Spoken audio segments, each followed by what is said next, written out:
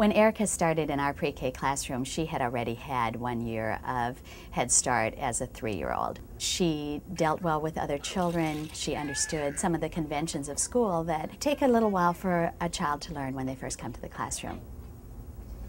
Friends. She had some good number sense. She was counting past 10, and she had a good sense of rote counting.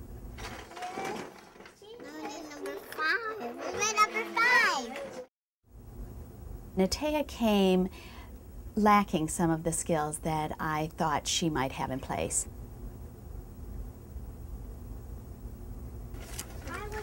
While she loved picture books, she had very little knowledge of the fact that a book actually had written words that communicated a message. Now we need 4 cookies. She came without much counting knowledge. She didn't know to begin with the number 1, and she also had very little knowledge of the progression of numbers.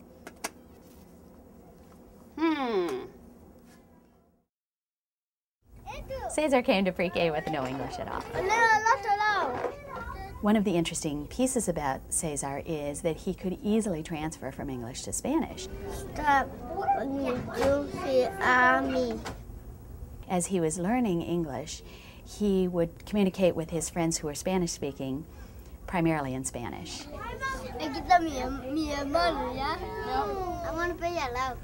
Every now and then, a word would sneak in that was English.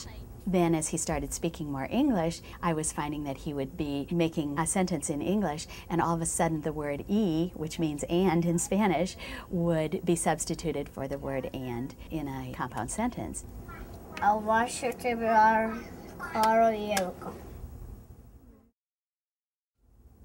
William has always been somewhat of an amazing child.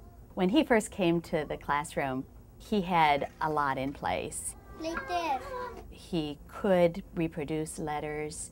If given the letter, he knew how to write it. There is a lowercase b as well. How does the lowercase b look? Do you remember?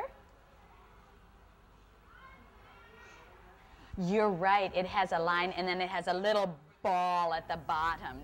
And he had quite a good ability to draw and illustrate something that he wanted to communicate. And my mom and my sister and my 2 baby brothers. And your 2 baby brothers. He also had some idea that books and words have meaning, and he really always enjoyed looking at books. Having a lot of good literature and opportunities for him to get meanings from books and pictures was the next step. And as the year progressed, of course, then we started talking about how the letters make sounds and putting those sounds together.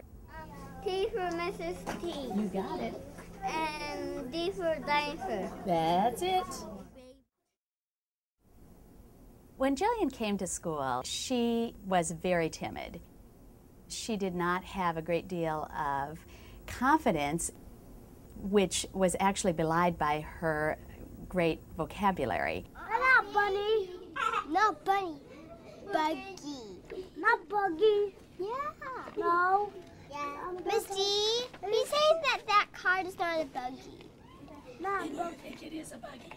She needed to be given a lot of positive reinforcement. She did a lot of clinging to me and to my assistant. At the beginning of the year, Jillian chose one friend, and her one friend was Natea, and they connected at the hip. Hey, I'm not, you can have all of it.